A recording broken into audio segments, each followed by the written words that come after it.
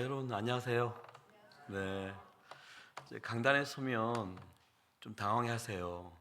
스님인가? 뭐 개종하셨나? 이런 이야기 하시기도 하고요. 저는 1995년 딱 30년 전에 미국 유학을 왔다가요, 한 13년 살았었어요.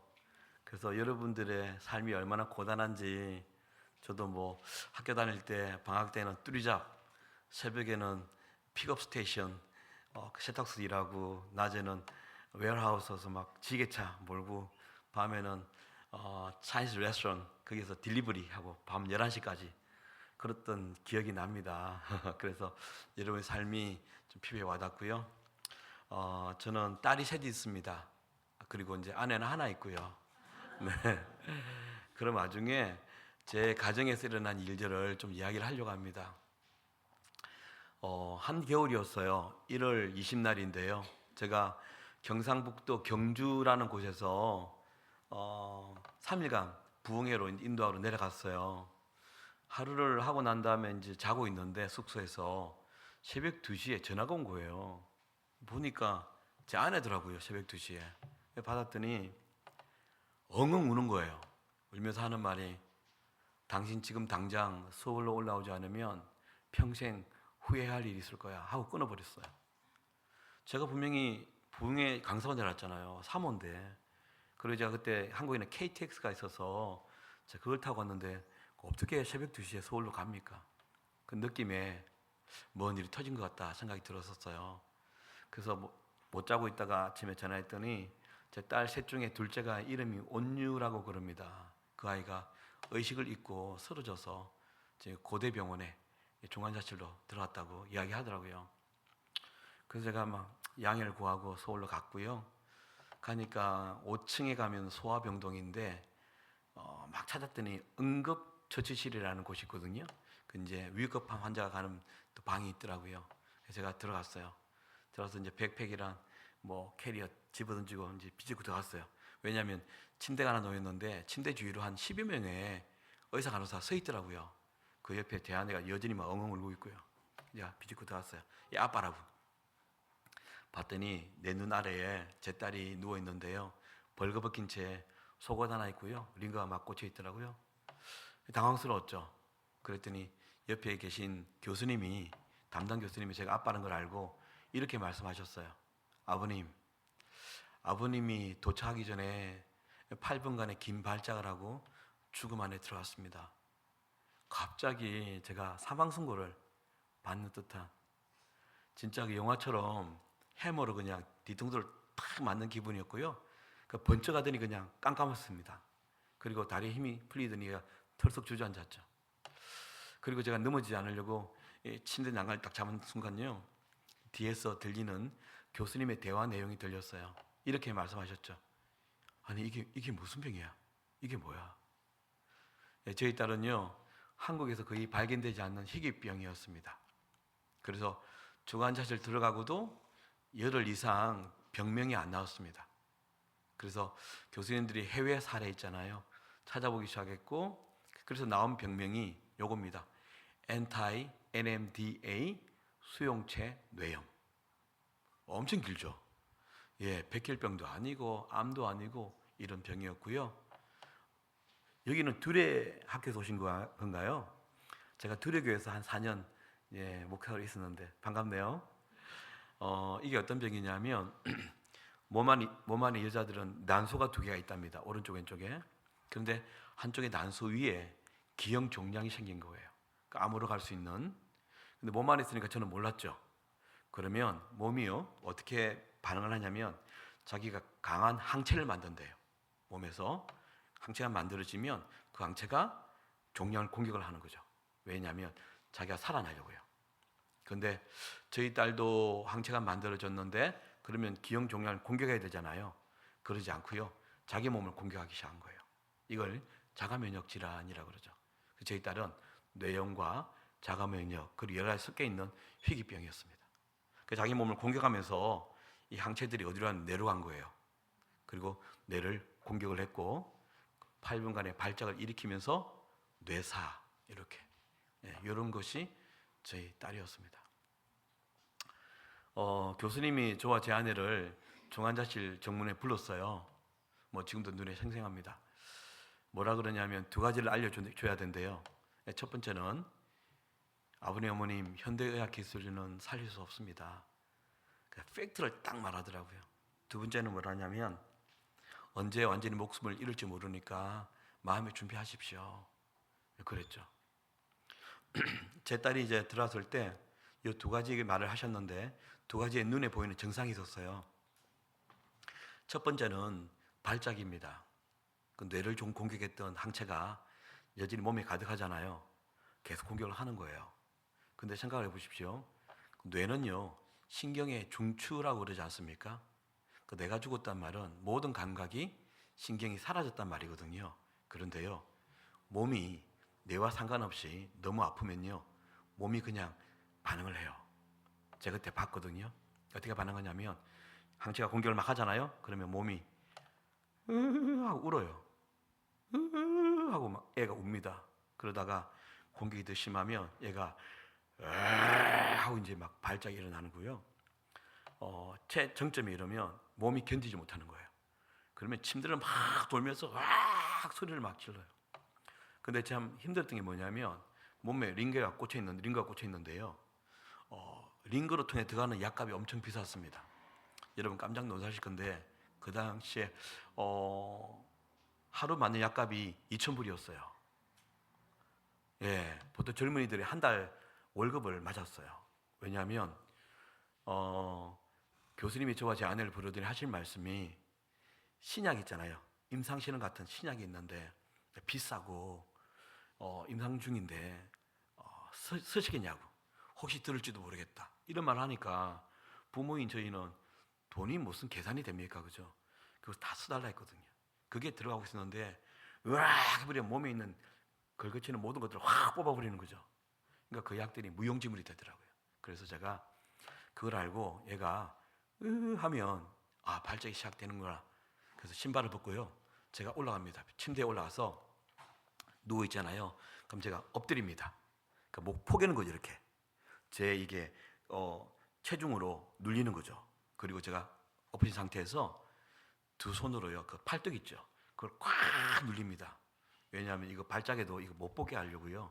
그렇게 싸웁니다. 한겨울이잖아요. 1월, 2월. 짧게는 한 2시간 합니다. 뭐 지옥이었습니다. 그래서 끝나면 그 한겨울에도 걔랑 제가 땀이 완전히 배어 있는 이런 첫 번째 정상이고요. 또 힘들었던 게 뭐냐면 이게 내가 죽었으니까 콧줄이라는 게 있거든요. 이만한 42cm 호수가 들어가요 코로.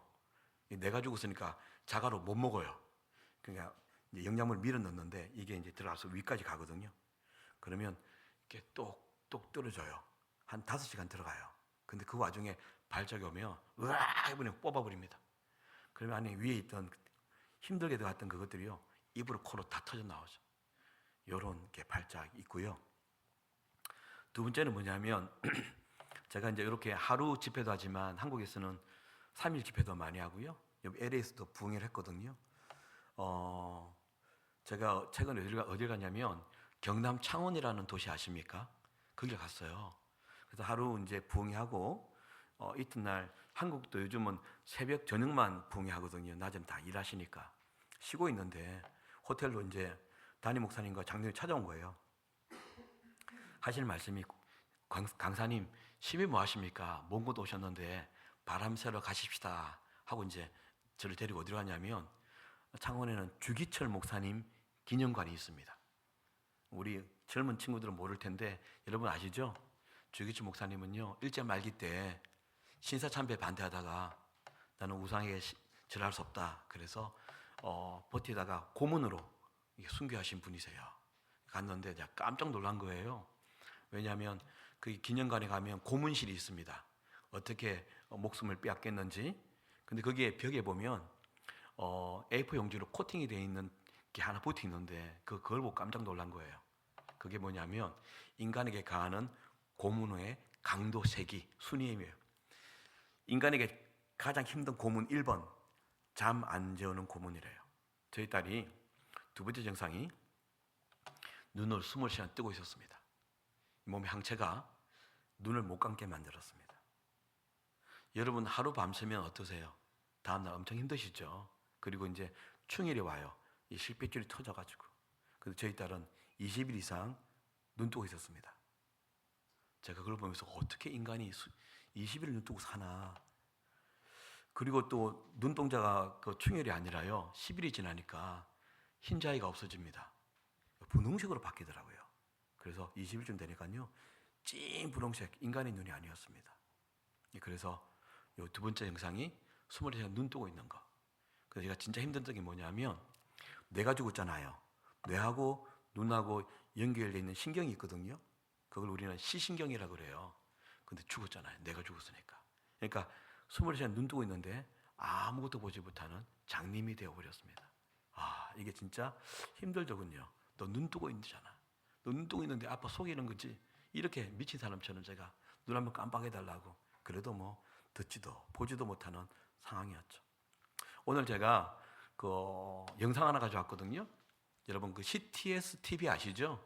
여기도 지사가 있던데 거기서 이제 이거 다큐멘터리를 만들었어요. 그래서 오늘 가져왔는데 저희 딸이 눈 뜨고 있지만 아무것도 보지 못하는 고대병원 응급실 2월달 상황입니다. 예, 부탁드릴게요.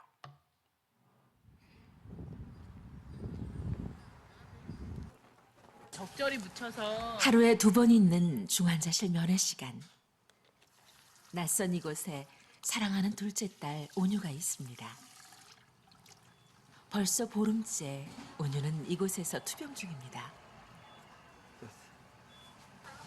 괜찮아 오늘 괜찮아. 온유는 며칠째 한숨도 잠을 자지 않았습니다.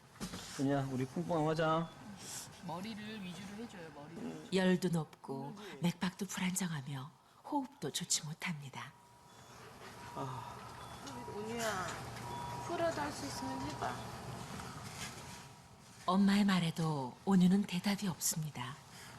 가스가 너무 많이 차서 안 나오고 있거든요. 근데 지금 배가 너무 빵빵해지고 방구도 잘 아예 안 끼고 막 이러니까 어서 벗기자고. 조금만 이기자 우리. 온유 할 수 있어. 여태까지 잘했잖아 그럼, 온유. 그럼. 그지? 며칠 전 수술로 온유는 난소에 있는 종양을 떼어내었습니다. 하지만 수술 후 가스가 배출되지 않아 엄마 아빠의 애를 태우고 있습니다. 이럴 때에는 주님께 매달리는 것 외에 다른 방법이 없습니다. 하나님 도와주십시오. 도와주십시오. 하나님 도와주십시오. 주여. 전능하신 하나님께 간구할 뿐입니다. 조금이라도 진정이 있었으면 조금이라도 나았으면 이제 맨 처음에는 낫겠다라는 소망을 가지고 기쁨으로 있었는데 시간이 지나면 지날수록 내 믿음을 보게 하시는 것 같아요. 우리 온유가 천천히 가도 좋으니까 나았으면 좋겠다라는 생각밖에 없어요, 솔직히. 지난 보름 동안 온유에게는 여러 차례 위험한 순간이 찾아왔습니다. 그때마다 병명조차 모르는 병과 싸워야 했습니다. 예, 여기까지 시작할게요. 이렇게 죽음이라는 단어가 그냥 어느 날 문득 저희 가정에 찾아온 거죠. 오늘 주일 아침이라 제가 좀 줄이려고 하거든요. 정말 힘들었습니다. 힘들었고 살려달라고 정말 절박하게 기도를 했는데 제가 이 죽음 안에 있으면서 여러 가지를 깨닫게 되었어요. 첫 번째는 뭐냐면 세상에는 두 가지 세상이 있구나를 제가 알게 된 거예요. 첫 번째 세상은 어떤 세상이냐면요, 여러분들이 살아가는 일반 세상이 있고요. 두 번째 세상은요, 죽음이라는 세상이 따로 있어요.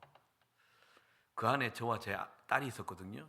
어떤 거냐면 제가 병원을 이렇게 우리 딸이 기저귀를 차고 있었어요. 큰 애지만 내가 죽었으니까 이 배설문을 밀어내지 못하는 거거든요. 그래서 관장을 하거나 아니면 약을 써서 다 흘러나오게 만들어요. 그래서 기저귀를 늘 찾는데 기저귀는 병원에서 제공 안 해줘요. 그래서 저희들이 가서 사거든요. 그럼 제가 이제 병원 약국에 가면 이런 일이 벌어져요.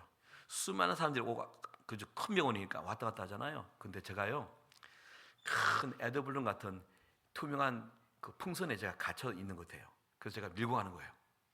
수많은 사람들이 저를 비껴가는 거예요. 그때 제가 어떤 말 한 줄 아세요? 기억납니다. 제가 여러분들을 보면서 나도 저 세상에 있었는데 이런 거 있잖아요. 그러니까 저는 홀로 따르게 있는 것 같아요. 제가 이제 방송도 나오고 저도 그때도 이렇게 사역을 계속 하고 있었거든요. 그러니까 이제 막 방송 매체부터 해서 아는 뭐 관계 때문에 막 알려지기 시작했어요. 특별히 한국에는 단톡방이 있거든요. 중보기도 단톡방, 권사님들의. 이게 저희 가정 사정이 막 올라가니까 하루에 수백 통의 문자가 오기 시작했어요. 그 문자는 그렇죠. 위로, 격려, 응원, 그죠? 하나님 함께 하신 이런 거 있잖아요. 그런데 그걸 봤는데요, 너무 화가 나는 거예요. 그리고 하나도 안 들려요. 안 보여요. 왠 줄 아세요? 세상이 다르니까요. 당신이 죽음을 아십니까? 왜 상투적인 말을, 우리 그러잖아요. 네가 내 사정 알아? 함부로 말하는 이런 거와 비슷한 그러나 더 깊은 이야기죠. 이렇게 되니까 더 외롭더라고요. 문자가 올수록. 그래서 홍수 속에 마실 물이 없다는 말이 이거구나, 뭐 그런 거 알았고요. 참 외로웠고, 두 번째는 뭐냐면 인간에게 주어지는 가장 큰 형벌이 있다면 이거겠구나를 그때 알았습니다. 암이나 어떤 지병으로 힘들게 죽어가는 그것보다 더 두렵고 무섭고 어려운 거는 자식이 죽는 것을 보는 부모의 심정. 그것처럼 힘든 것은 없는 것 같아요. 그렇죠? 아마 우리 어머니 아버님 다 겪었을 거예요. 아기가 밤새 그냥 감기로 그저 콜록콜록해도 잠 못 자는 게 우리 부모인데 자식이 죽고만 있으니까 이것처럼 힘든 건 없더라고요. 제가 딸 살려달라고 정말 그렇게 기도했잖아요. 근데 이 고통이 느껴지면서 기도가 바뀌었어요. 하나님, 나 좀 데려가시라고요. 자살은 못하니까 걸어가다가 어디에 막 그냥 교통사고 나서 딸과 삶을 바꾸다 이게 아니라 그냥 나 데려가시라고. 너무 힘들었습니다. 이렇게. 근데 어느 날 외롭고 힘들었는데 어느 날 새벽에 발작이 또 심하거든요. 오래가고 하고 끝났는데 이제 밖에 어두컴컴한 새벽에 밖을 멍하니 쳐다보는데 갑자기요, 아무도 제 마음을 모를 거라고 생각했는데 한 분은 내 마음을 공감하겠다라는 생각이 든 분이 계셨어요. 그분이 하나님이었죠. 왜냐하면 하나님이 자기 아들을 죽였다, 이거 우리 알잖아요. 근데 그걸 깨달으면서 내 입에서 나온 말이 있어요. 잊지 못하죠. 제가 이렇게 말했습니다. 하나님, 이렇게 아프셨습니까? 하나님의 심장이 찢어진다는 것이 이거였습니까? 딸아이 죽음 앞에서 써보니까 공감이 되는 거예요. 근데 이 말이 역설적입니다. 곧 이 말은요, 저는 목사였는데도 하나님의 사랑과 은혜 피부로 모르고 느끼지 못하고 그냥 이 강단에서 설교를 했던 것 같아요. 저는요 4대째 예수 믿는 가정에 태어났어요. 모태신앙이죠. 이 말은 무슨 말이냐면요, 예수님께 관심도 호감도 없었는데 부모 때문에 끌려온 거예요. 제가 어릴 때부터. 부모가 중직자니까 어떻게 배웠냐면, 아마 여기도 그럴걸요. 여기 와서 자더라도 예배당 와서 자. 아파도 예배당 와서 아파. 이렇게 배웠기 때문에 제가 그날 깨달은 게 뭔지 아세요? 내가 교회에서 가스라이팅을 당했구나. 그죠? 왜냐하면 이 강단에서 끊임없이 나오는 말이 하나님의 은혜, 사랑 아닙니까? 설교가. 제가 그걸 늘 듣는 거예요. 중고등부, 청년대학부까지요. 근데 더 무서운 게 뭔지 아십니까? 교회는요, 허언증이라는 게 있어요. 허언증은요, 자기가 거짓말 하잖아요. 거짓말 자꾸 하다 보면 그 거짓말을 자기가 믿는 거예요. 이게 허언증이거든요. 우리 어떻습니까? 나는 하나님을 예배하는 예배자라고 얼마나 노래합니까? 주 예수보다도 귀한 것이 없다라고 내가 내 입으로 말하고 내가 듣고 그걸 믿는 거예요. 나 무엇과도 주님과 바꾸지 않으리? 주님 뜻대로 살기로 했네. 이전보다도 주님을 사랑한다고. 그러니까 가스라이트인가 허언증이 있어. 이걸 믿음으로 오해하고 살 때가 있구나. 내가 그랬구나. 그래서 저는 95년 30년 전에 미국에 유학까지 왔잖아요. 신학 공부하려고. 그날 안 게 뭔지 아십니까? 나는 하나님과 하나님의 사랑과 은혜를 이렇게 학습되었고 세뇌되었고 그리고 나는 공부해서 배웠구나. 근데 내가 딸아이 죽음하여 써보니까 그저 하나님의 사랑이 이거였구나. 깨달아지는 거예요. 그때 알았습니다. 사람은 자기 자신에게 정직하지 않습니다. 나 괜찮은 크리스찬이라고 믿고 살아가거든요. 근데 언제 자기 자신을 보는 줄 아십니까? 그때 제가 경험한 거예요. 사람은 죽음 앞에 섰을 때 자기가 어떤 인간인지 알게 되는 실존입니다. 왜 제가 제 자신을 속이고 사는 줄 아십니까? 그때 주께서 말씀을 주셨어요. 잠언 16장 2절입니다. 사람의 행위가 자기 보기에는 모두 깨끗하여도 여호와는 심령을 감찰하시느니라. 내가 보기에는 어떻습니까? 내가 직분이 뭔데? 내가 신앙 연수가 몇 년인데? 내가 몇 대째에서 믿는 가정에 태어난 모태신앙인데? 내가 봉사를 얼마나 열심히 하는데? 이런 여러 가지 종교적인 행위로 괜찮은 사람인 줄 알지만 교회 밖에 내 혼자 있을 때 자동차 운전할 때 다 자기 모습이 드러나는 거 아시죠? 근데 모르고 살아가는 거예요. 그것 때문에. 그래서 제가 그날 하나님이 하나하나 내가 어떤 인간인지 죽음 앞에서 보게 하셨습니다. 그때요, 사람은요 참 희한하죠. 우리 딸이 거기 왔을 때 병원이 할 게 없다 했잖아요. 우리 딸을 살릴 수 있는 분은 하나님밖에 없잖아요. 그러니까 내 능력밖에 상황이 닥치니까 그제야 제가 겸손해지더라고요. 그리고 마음이 비워지는 거예요. 어떻게든 하나님의 말씀을 듣고 이것을 힘을 내야 되니까. 그러니까 이 말씀이 그때부터 보이기 시작했습니다. 하나님은 끊임없이, 그래서 시편 119편 130절에 이런 말씀이 있어요. 주의 말씀을 열면 빛이 빛이요 우둔한 자들을 깨닫게 하는도다. 그제야 그 은혜가 내게 임한 거예요. 하나님은 끊임없이 말씀을 주셨어요. 왜냐하면 제가 그 종환자실에서 할 수 있는 거는 발작과 싸우고 몸을 닦아내고 말씀밖에 없었어요. 그 주님밖에 없으니까. 그때 제게 주신 말씀이요, 디모데후서 3장 1절에서 5절 말씀을 주셨어요. 디모데후서는요 사도 바울이 죽기 전에 마지막으로 썼던 책입니다. 이 디모데후서 적고 난 다음에 로마에서 목이 잘려서 순교하셨거든요. 거기 보면요 말세에 일어나는 징조에 대해서 이야기합니다. 여러분 지금 말세인 거 아시죠? 지금 기온 보세요. 그렇죠? 사람이 살 수 없는 기온으로 바뀌잖아요. 성경은요 보통 사복음서나 계시록은요 말세에 이런 기온 변화, 나라와 나라가 전쟁을 일으키고 가짜 선지자가 막 일어나고 그리고 전염병과 지진 이런 거잖아요. 근데 디모데후서 3장은요 인간을 통해서 드러나는 마지막 징조입니다. 제가 한번 읽어볼게요. 너는 이것을 알라.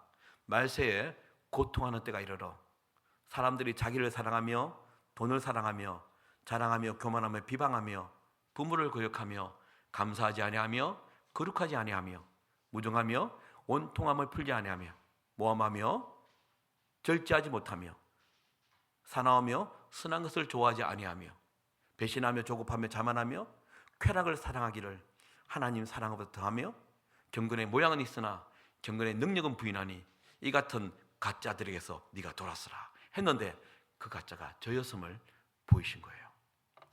가짜 그리스도인의 첫 번째 징조, 정상, 사람이 자기를 사랑하며.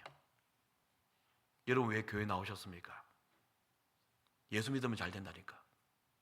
예수 믿으면 무병장수, 만사 형통, 우리 애들 하는 공부 잘해서 좋은 대학 가고 좋은 직장 간다니까. 하는 비즈니스 잘 된다니까. 그래서 기도하고 그날을 기다리지 않습니까? 저는 신앙인인 줄 알았습니다. 목사 아닙니까? 신앙인은 말씀에 뿌리를 내리고 그 말씀에 순종하여 살아가는 좁은 길을 걷는 사람 아닙니까? 근데요 죽음 앞에서 저는 신앙이 아니라 신앙보다 더 큰 힘에 조종되었더라고요. 그게 뭔지 아세요? 제 신념이요. 제 신념이 신앙보다 더 컸어요. 그리고 제 이념이 더 컸어요. 그리고 제가 추구하는 현실적 가치가 사실은 더 컸어요. 이 예배당에서는 아멘, 아멘 순종하겠습니다 말하지만 예배당 나가면요, 내 뜻대로 내가 계산해서 판단해서 오른쪽으로 내가 경험한 것이 최고죠. 그래서 교회도 왜 깨집니까? 주님 뜻대로가 아니라 내가 배웠던 이 교단 이런 거야. 보태서 자기 기득권을 주장하고 자기 자존심. 그래서 대선 기간 지났지 않습니까? 교회가 얼마나 분열됐습니까? 신앙 없습니다. 자기가 추구하는 이념. 교회는 더 이상, 저는 이게 보연합하기 너무 감사한 게 사회에 자꾸 나누더라고요. 한국 교회는 나누지 않습니다. 어떻게 하면 우리 교회가 더 풍성한지. 그래서 자기 희생 없습니다. 다시 말하면 자기 중심적이죠. 여러분, 자기 중심적인 신앙은요, 가짜입니다. 왜요? 성경은 자신을 부인하고 십자가를 지고 날 따르라 했는데 아니에요. 우리는 내가 잘 되는 것, 내 가족이 잘 되는 것, 내 비전 제라는 것, 무속신앙 같은 신앙으로 교회를 다니는 것, 그게 저였더라고요. 그래서 교회에서 헌금 설교하면요 싫어합니다. 왜 큰 교회 다 간 줄 아십니까? 뭐 다는 안 하겠지만 가면 편하거든요. 작은 교회 할 일 많아요. 불편해.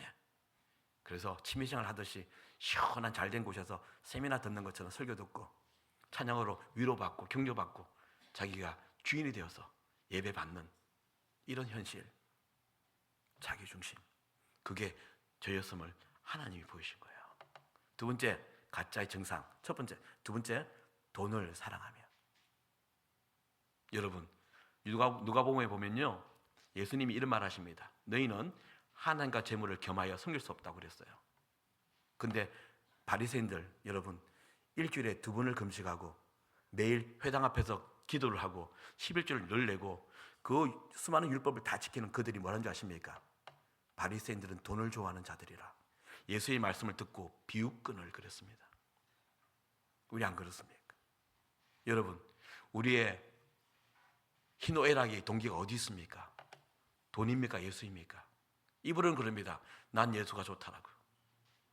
그런데 우리의 모든 에너지를 쏟고 관심을 가지고 고민하고 모든 것들이 사실 돈 아닙니까? 교회를 나와도 저는 한국 교회를 참 많이 다니는데 한국 교회 교인들의 얼굴이 얼마나 무거운지 아십니까? 예수 때문에 그럴까요? 돈 때문에 그럴까요? 가짜의 징조, 돈을 사랑하며. 그리고 시간이 없으니까 쭉 내려갈게요. 쾌락을 사랑하기를 하나님 사랑보다 더하며. 이분은 그럽니다. 세상 즐거움 다 버리고. 그런데 어떻습니까? 손에 핸드폰이 더 좋지 않습니까? 아무리 피곤해도 드라마 한 편은 봐줘야 되지 않습니까? 그런데 우리 1시간 이상 주님 만나서 그 사랑하는 것 하는 주님과 독대해서 말씀 있습니까? 그 주님 만나려고 개인 골방 들어가십니까? 아침에 일어나면 굿모닝 하나님이 아니라 굿모닝 핸드폰. 이제는 뭐 TV도 필요 없지 않습니까? 요리하면서 OTT, 넷플릭스 다 보면서 애들은 귀에 이어폰 꽂고 음악 다 듣고, 그리고 어르신들은 요즘 뭐 새로운 대통령이 됐기 때문에 늘 유튜브, 어젯밤에 자면서도 보고 또 일어나서 보고, 그 알고리즘 때문에 계속 일어나는 거 보고. 한국은 더해요. 왜? 이거 없으면 대중교통을 못 하거든요. 이걸로 다 찍으니까. 이걸로 커피 오더하고 이걸로 계좌이체하고. 근데 입으로는 뭐예요? 예수밖에 없다고. 핸드폰 놔두고 집에 나오잖아요. 그럼 대재앙이 시작된답니다. 슬픈 일이죠. 웃기지만. 그래서 여러분 그런 일 없어요? 식당 갔다가 갑자기 나오다가 몸을 막 흔들잖아요. 핸드폰. 그죠? 근데 예수는 어서도 거뜬히 견딥니다. 주일날 그냥 한번 와주면 되지. 천만에요.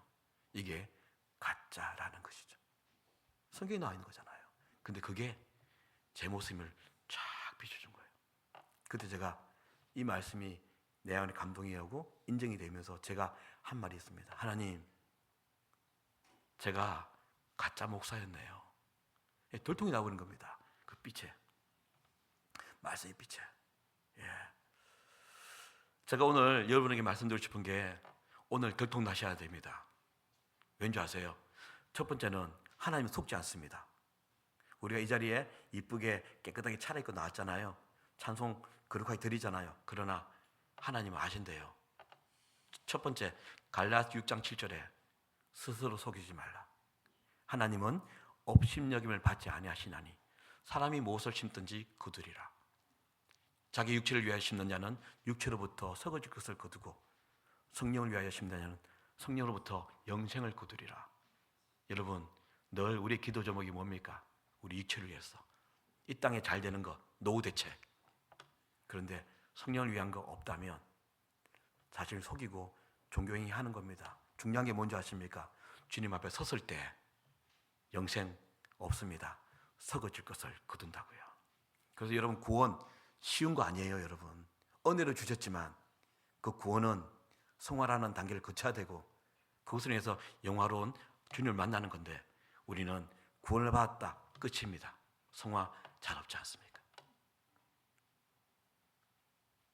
그러니까요. 그리고 또 디모데후서 2장 19절에 이렇게 말합니다. 성경이 말합니다. 주께서 자기 백성을 아신다 하며 누가 진짜인지 가짜인지 아신다요. 이게 왜 중요한 줄 아십니까? 하나님은 자기 백성에게만 하늘의 복을 주시니까요. 그래서 가짜로 종교행위 수십 년 해도요 얼굴에 기쁨이 없습니다. 왜? 하늘의 복을 못 누리니까. 성경에 있는 말씀이에요. 시편 29편 11절에 여호와께서 자기 백성에게 새 힘을 주시며 여호와께서 자기 백성에게 하늘의 복을 주신다고요. 그래서 가짜로 죽을 때까지 교회를 다녀도 결국 기쁨 누리지 못하다가 세상에 허덕이다가 구원의 문 앞에서도 팽당할 수 있다는 거 여러분 아셔야 됩니다. 그걸 딸아이 죽음 앞에서 제게 보이신 거예요. 가짜로 살았다고. 목사였지만. 그래서 여러분 오늘 제가 말씀드리고 싶은 건 뭐냐면 들통이 나야 형통이 시작됩니다. 아멘. 그래서 오늘 혹시라도 저같이 이런 내 어깨에 눌려진 직분이나 신앙 연수나 봉사의 양으로 오해하고 살았다면 오늘 돌이키는 인생의 역전되는 놀라운 시간이 되길 바랍니다. 아멘. 그래서 여러분 시련은 은혜입니다. 제가 이게 퍼즐이 딱 맞춰진 거예요. 뭐냐면 우리 딸이 하나님 외에는 살릴 수 없는 방법이 없다 했잖아요. 그러면요 우리는 하나님께 기도를 합니다. 그렇죠? 근데 이게 왜 퍼즐을 맞췄냐면 하나님은요 아무 기도나 안 들으신대요. 이걸 알게 하셨어요. 저는 죽음 앞에서 내 죄악이 다 드러났습니다. 돈을 사랑했던 것과 나를 사랑했던 것과 엄난과 쾌락과 세상 이익을 위해서 거짓말, 불법, 편법 다 있지 않습니까? 저도 이게 드러났잖아요. 근데 하나님이 이런 죄를 가지고 있는 사람의 기도는 안 들으신다고 알려주신 거예요. 그게 시편 66편 18절입니다. 이렇게 돼 있죠? 내가 나의 마음에 죄악을 품었더라면 주께서 듣지 아니하시리라. 여러분 우리가 삶의 문제가 터지고 비즈니스가 그냥 뱅크럽 되고 이런 수많은 일들이 자녀가 문제가 생겨가면 우리 뭐부터 하는 줄 아십니까? 기도부터 합니다. 새벽기도 다 나옵니다. 그렇죠? 작정하고 금식도 합니다. 공적 예배 다 참석합니다. 지나가다가 보현학파 교회 들어와서 기도까지 합니다. 왜? 절박하게 기도하는 내 갈급함을 드려야 하나님이 감동해서 마음이 움직여서 은혜를 주시겠지. 이게 우리 생각이거든요. 이건 무속신앙도 합니다. 근데 하나님 뭐라는지 아십니까? 두 번째 말씀 이사야 59장 1절, 2절, 3절에 이렇게 말씀을 주셨어요. 여호와의 손이 짧아 구원하지 못하심도 아니요 귀가 둔하여 듣지 못하심도 아니라 오직 너의 죄악이 너희와 너희 하나님 사이를 갈라놓았고 너희 죄가 그의 얼굴을 가리어서 너의 기도를 듣지 않으시게 함이니라.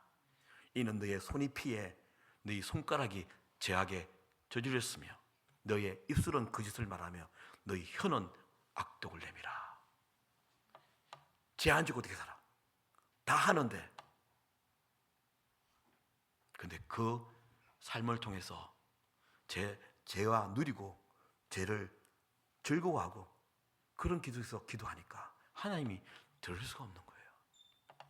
어쩌면 우리 기도가 응답이 안 된 것은 이런 죄에 대한 회개함 없이 죄를 누리고 동행하고 맛보면서 기도하니까. 여러분, 이사야 1장 15절에 이렇게 말합니다. 너희가 손을 펼 때에, 하나님 도와달라고 손을 펼 때에, 막 강력하게 고백할 때에 내가 나의 눈을 가린다. 거기도 되어 있어요. 그리고 뭐요? 너희가 많이 기도할지라도 내가 듣지 아니하리니 이는 너의 손에 피가 가득함이라. 그래서 제가 죽음 앞에서 드러난 제가 회개가 안 되면 하나님 움직이지 않는구나. 내 딸 살릴 수 없구나. 그러면서 마지막 확인 사살하는 말씀을 주셨습니다. 야고보서 5장 16절입니다. 그러므로 너희 죄를 서로 고백하고 병이 낫기를 위하여 서로 기도하라. 의인의 간구는 역사하는 힘이 큼이니라. 하나님이 들으시는 기도. 그래서 그때부터 제 기도가 바뀌었습니다. 회개로 바뀌었어요. 왜? 내가 살아야 내 딸이 사는구나.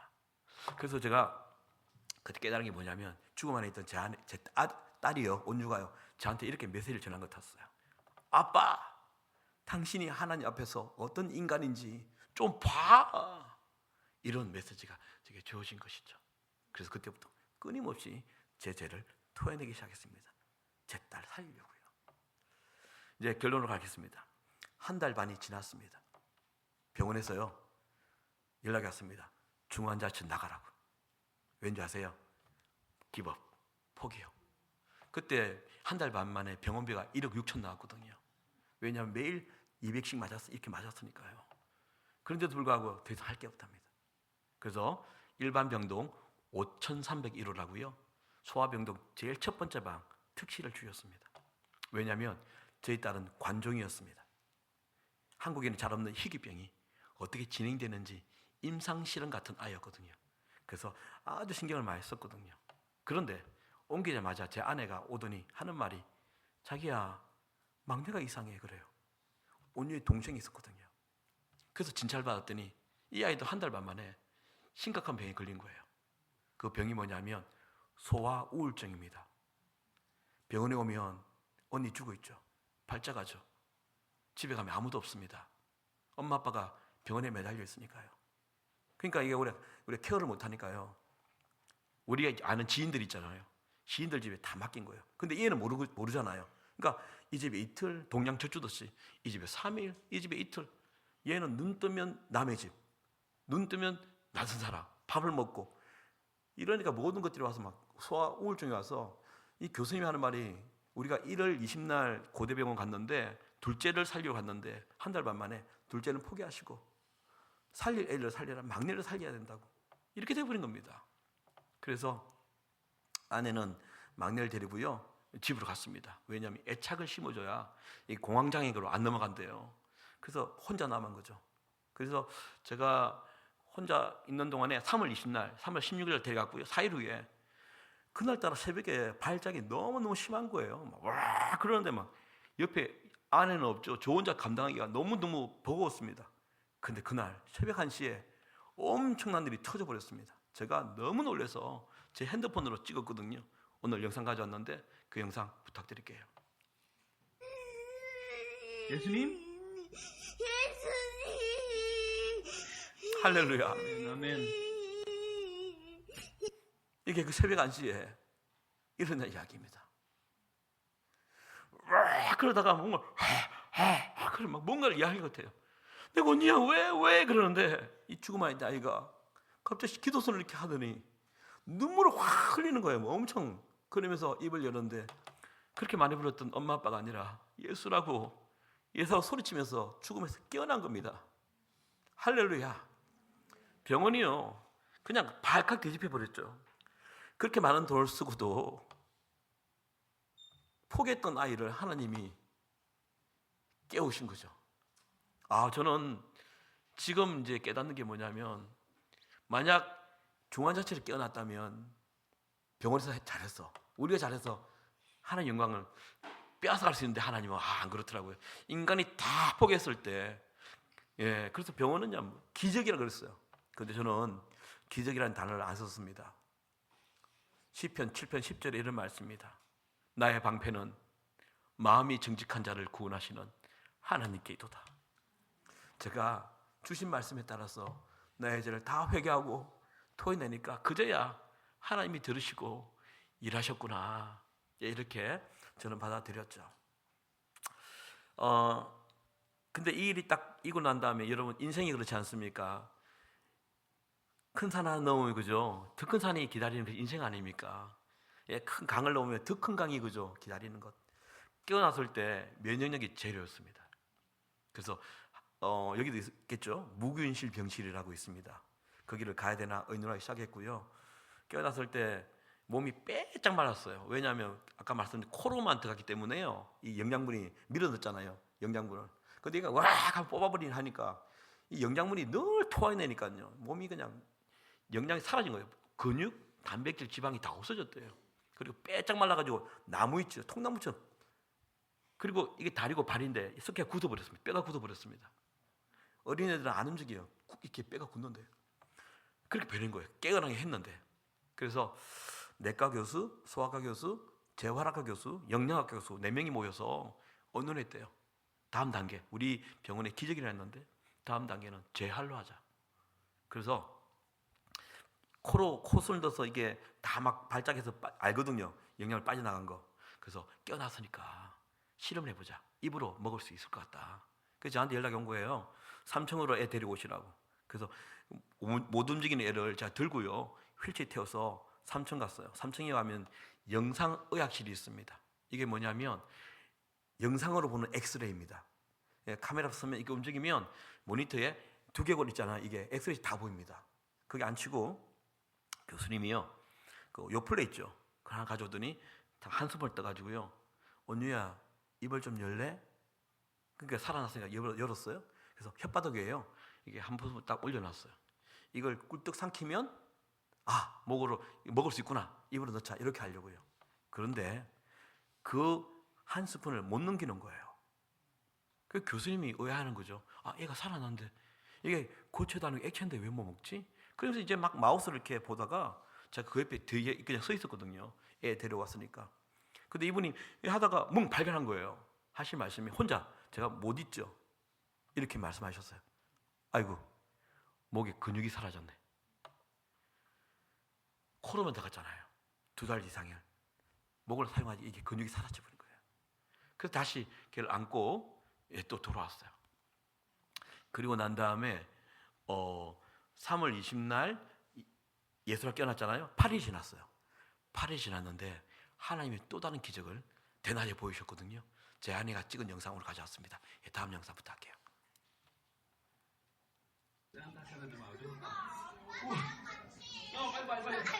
할렐루야.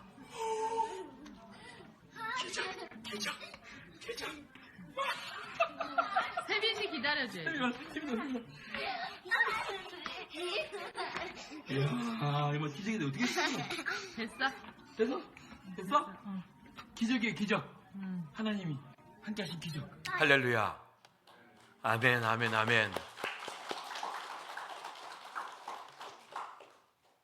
이게 제가 연출한 것 같습니까? 우리가 막내 소아우증 걸렸던 애가 언니가 깨워서 걸어놓으니까 얼마나 기뻐가지고 좀 보셨지 않습니까?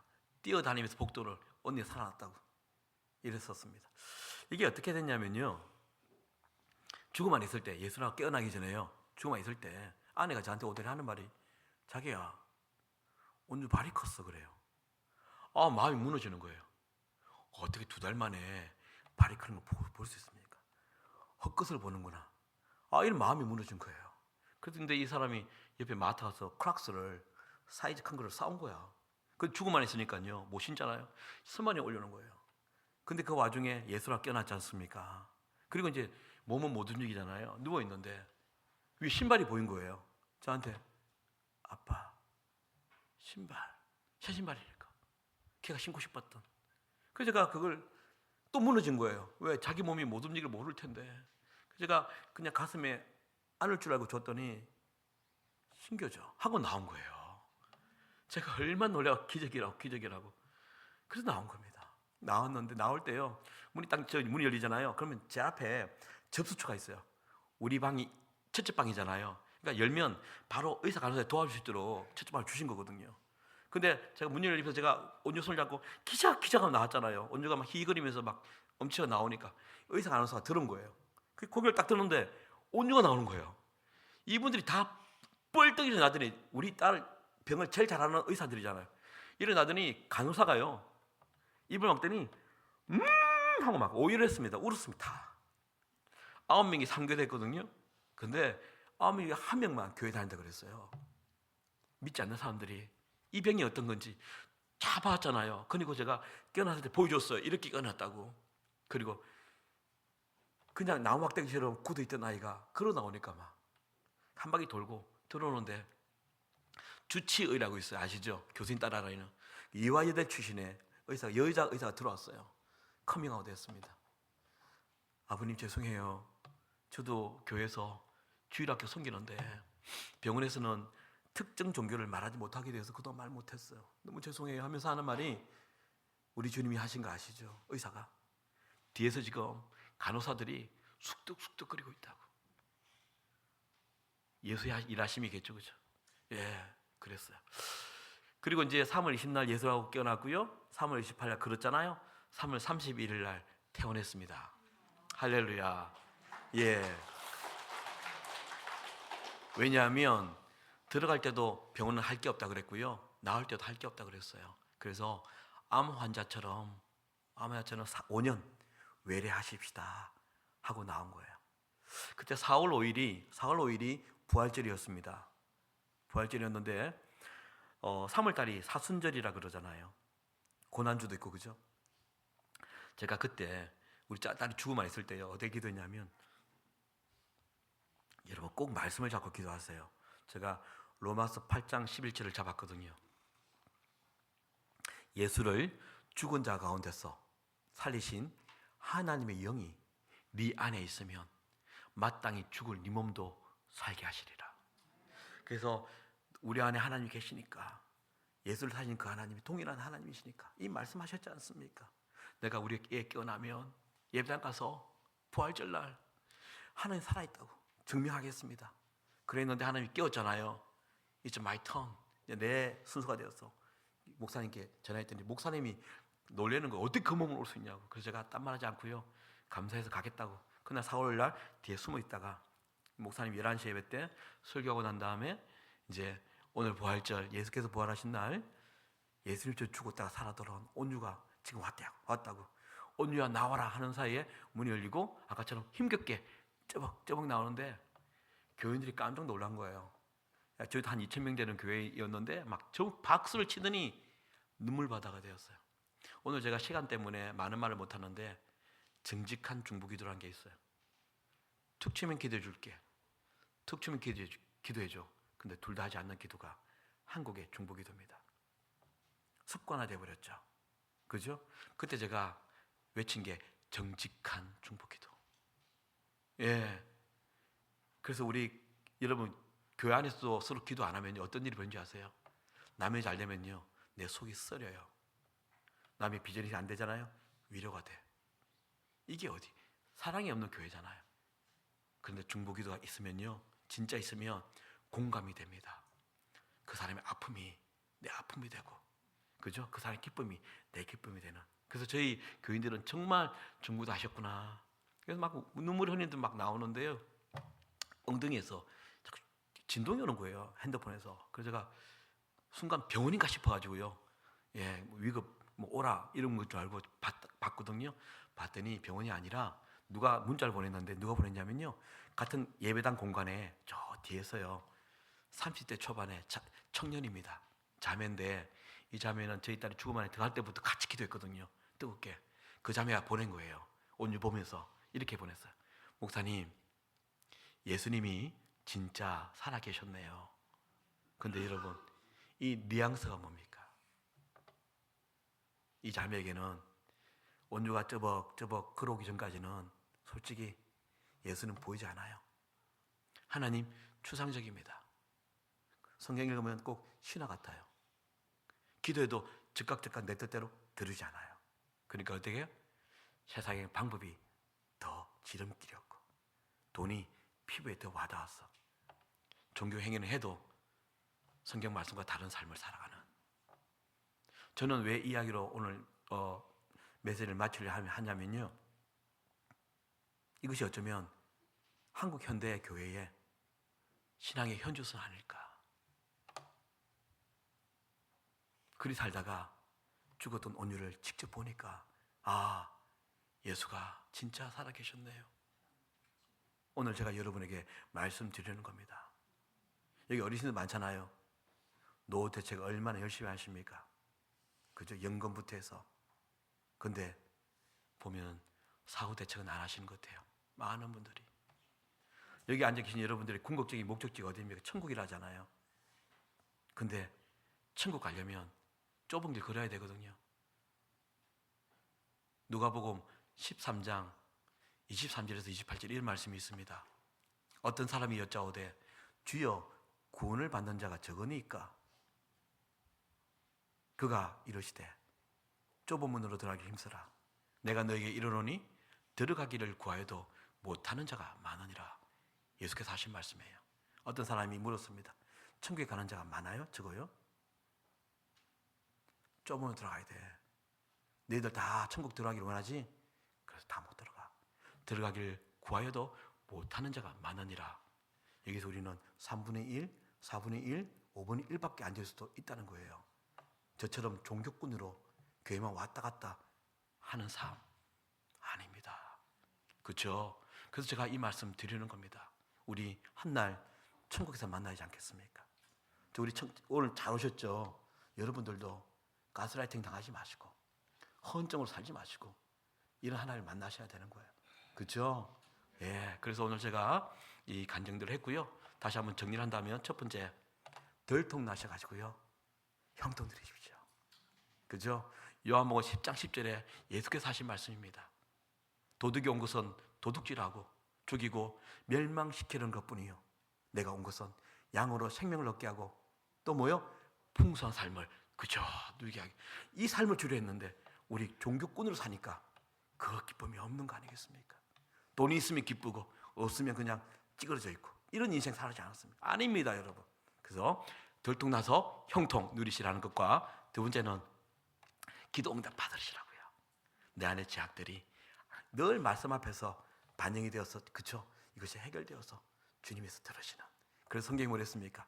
요한복음 15장 7절에 너희가 내 안에 거하고 내 말이 너 안에 가면 무엇이든지 원하는 대로 구하라. 그리하면 이루리라 했는데 우리는 핸드폰에 거하고 드라마에 거하고 세상에 거하고, 근데 주의 말씀은 없어. 솔직하게 제가 여러분에게 10년, 20, 30년을 믿을 텐데 예수님이 12제자 이름 다 아시는 분 손 들어보세요. 헷갈리잖아요. 꼭 12명이 안 채워지잖아요. 쉽게 말하면 다녀도 익숙한 것이지 하나님을 알지 않는, 모르는 사람들이 많은 거 우리 부인할 수 없지 않습니까? 여러분, 우리가 주님 말씀 늘 바라봤어. 그래서 늘 우리를 성결하게 만들어서 내가 주 안에 있고 주가 주의 말씀이 내 안에 있으면 하나님 뜻대로 구하지 않겠습니까? 주님의 뜻이 이루어지면 결국 우리한테 오는 이익이 큰 겁니다. 아멘. 그래서 그 삶을 누리시기 바랍니다. 예, 여러분, 저희 딸 10대였거든요. 80년은 더 살 나이 아닙니까? 근데 하나님이 콜하니까 가는 게 인생이더라고요. 여러분 아시죠? 몇 년 전에 이런 말 죄송하지만 이태원 사건 10대, 20대입니다. 다 159명이 그날 신발을 신을 때 내일도 당연히 신겠지라고 했지 않겠습니까? 근데 부르면 가는 게 인생 아닙니까? 여러분, 우리가 들통나지 않고 살다가 주님 앞에 들통나면 그때는 too late. 그죠? 그래서 오늘 하나님께서 우리의 긍휼의 시간을 주셨습니다. 아멘. 하나님 너무 답답하니까 이 어린 딸을 사용해서 나 여전히 살아있다. 나 여전히 일한다. 너희들 나 곧 만난다. 그죠? 히브리서 4장 13절에 지으신 것이 하나도 그 앞에 나타나지 않음이 없고 우리의 결산을 받으실, 인생의 결산을 받으실 그분의 눈앞에 만물이 벌거벗은같이 다 드러나느니라 했습니다. 그래서 여러분, 그런 인생 함께 살아보자고요. 아멘. 그래서 오늘 제가 말씀 마쳤고요. 또 찬양 사역자니까 제가 노래를 좀 몇 곡 하겠습니다. 예.